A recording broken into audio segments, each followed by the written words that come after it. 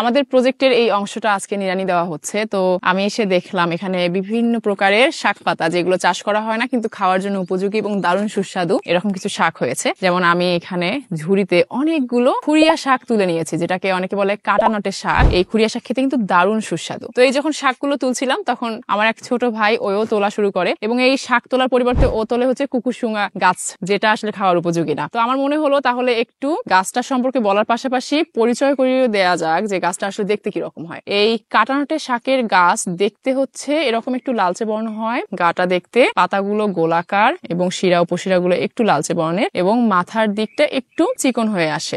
যখন ফুল আসে ফুলগুলো দেখতে এরকম লালচে সবুজ। এই শাকটা খেতে কিন্তু দারুণ সুস্বাদু। কাটানটে বলা হয় কারণ এই গাছটা যখন একটু বড় হয়ে যায় ফুলগুলো আরো বড় হয় এবং ধীরে ধীরে গাছটাতে কাটা হয়, এই জন্য এর নাম হচ্ছে কাটানটে। তো এই শাকের পাশাপাশি আমাদের এখানে নুনিয়া শাকও হয়েছে, যেটাও খেতে খুবই মজা। এই কাটানটে শাকে প্রচুর পরিমাণে vitamin A, vitamin B6, vitamin C এবং আরো অন্যান্য পুষ্টি উপাদান রয়েছে যা আমাদের শরীরের জন্য অনেক উপকারী, এবং এটা কিন্তু ঔষধি গুণেও ভরপুর। এই কাটানটে শাক খেলে মাথা ব্যথা দূর হওয়ার পাশাপাশি বিভিন্ন চিকিৎসায় এই কাটানটে শাকের শেকড় পাতা ব্যবহার করা হয়ে থাকে। তো আপনারা এই শাক খেতে পারেন। এটা কিন্তু চাষ করা হয় না আমাদের দেশে, মাঠে ঘাটে এরকম বাগানে অনায়াসে হয়ে থাকে। বিভিন্ন শাক পাতার সাথে মিক্স করে খেতে পারেন। তো আপনারা অবশ্যই খাবেন, আর হ্যাঁ ভালো মতো চিনে তারপর তুলে খাবেন, ভুলভাল গাছ তুলে কিন্তু খাবেন না।